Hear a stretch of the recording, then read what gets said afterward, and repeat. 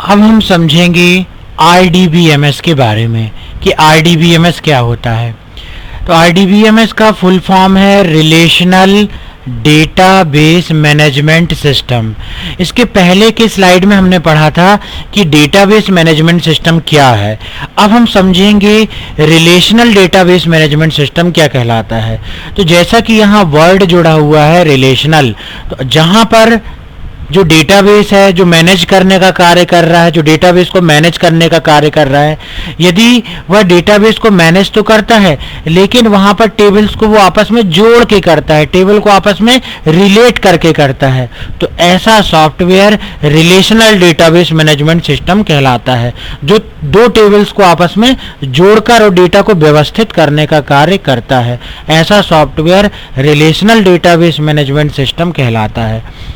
तो किसी डेटाबेस प्रणाली में अगर हम नॉर्मली देखें तो क्या कमी हो सकती है कि सूचना की पुनरावृत्ति हो सकती है, मतलब रिपीटेशन ऑफ इंफॉर्मेशन हो सकता है। दूसरा, निश्चित सूचना को व्यक्त करने में अक्षम, जैसी सूचना अगर हम डेटाबेस से निकालना चाहते हैं हो सकता है वैसी सूचना ना आ पाए, हो सकता है हमको केवल मुख्य रिकॉर्ड जो चाहिए थे उसके साथ साथ कुछ और भी सारे रिकॉर्ड्स आ जाएं। तो एक डेटाबेस में, साधारण डेटाबेस में ये कमियां हो सकती हैं। तो इस प्रकार की कमियों को दूर करने के लिए क्या बना? रिलेशनल डेटाबेस मैनेजमेंट सिस्टम बना। तो उपयुक्त कमियों को दूर करने के लिए एक और डेटाबेस प्रणाली विकसित की गई जिसे RDBMS कहते हैं। इसके द्वारा संबंधित डेटा को ज्वाइन करके आवश्यकता अनुसार रिकॉर्ड को प्रदर्शित किया जा सकता है। तो RDBMS में दो डेटाबेस फाइल में संबंध एक कॉमन फील्ड के द्वारा स्थापित करते हैं। तो इस उदाहरण में आप समझ सकते हैं, इस पिक्चर में आप देखिए कि किस प्रकार से दो टेबल को आपस में जोड़ा गया है और यहाँ पर RDBMS का इस्तेमाल किया गया है। तो मान लीजिए हमारे पास एक टेबल एम्प्लॉय है।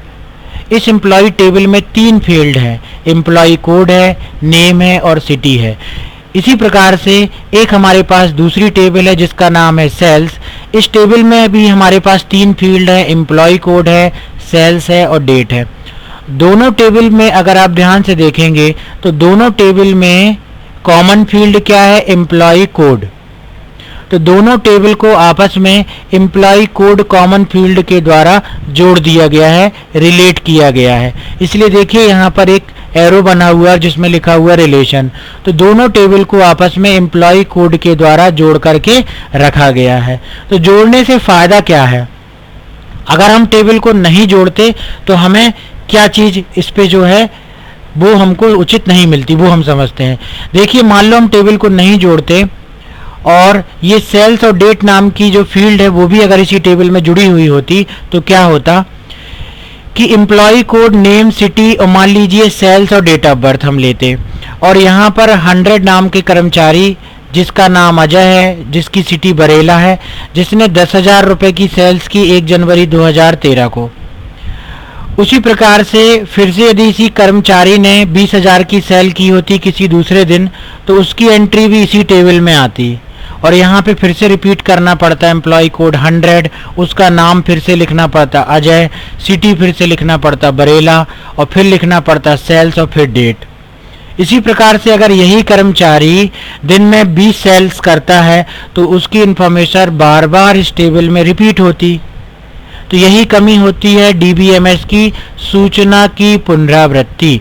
हमको इसकी एम्प्लॉय की जो जनरल इंफॉर्मेशन है टेबल में बार बार रिपीट करनी पड़ रही है। उसका एम्प्लॉय कोड, उसका नाम, उसका शहर का नाम बार बार हमको टेबल में भरना पड़ रहा है। लेकिन दो टेबल में रखने से इंफॉर्मेशन को और आपस में ज्वाइन करने से, रिलेट करने से क्या फ़ायदा हुआ? देखिए हमने एक टेबल बना ली, इसको बोलते हैं मास्टर टेबल, और इस टेबल में केवल हमने एक बार रिकॉर्ड इंसर्ट कर दिए। हमने एक बार एम्प्लॉय का कोड दे दिया 100, उसका नाम दे दिया अजय, उसका नाम दे दिया बरेला। और जो दूसरी टेबल है उस दूसरी टेबल में केवल हमने इंसर्ट करके रखा है यहाँ पर एम्प्लॉय कोड। तो दूसरी टेबल में केवल यहाँ पर है 101 एम्प्लॉय कोड, सेल्स उसने 10,000 की और 1 जनवरी 2013 को की। तो अगर हमको पता करना है कि किस कर्मचारी ने की है तो वो आपको, चूँकि जुड़ी हुई है दूसरी टेबल, तो वो आपको मिल जाएगा किस कर्मचारी ने की, मोहन ने की।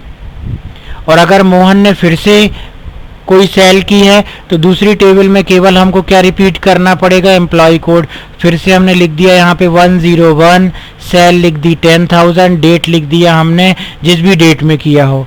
फिर से अगर मोहन ने कोई सेल की तो फिर से हमने लिख दिया यहाँ पर 101 और सीधे सेल लिख दी और डेट लिख दिया। और अगर हमको पता करना हो उसका नाम क्या है तो वो हम दूसरी टेबल से जाकर के पता कर सकते हैं, क्योंकि दोनों टेबल आपस में जुड़ी हुई है। तो यहाँ पर हम सूचना की पुनरावृत्ति से बच गए।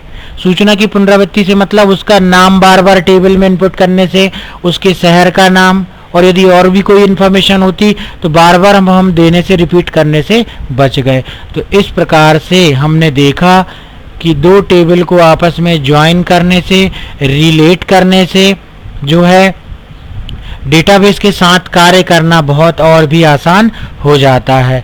तो इस प्रकार से डेटाबेस टेबल को आपस में जोड़ करके उपयोग में लाना रिलेशनल डेटाबेस मैनेजमेंट सिस्टम कहलाता है।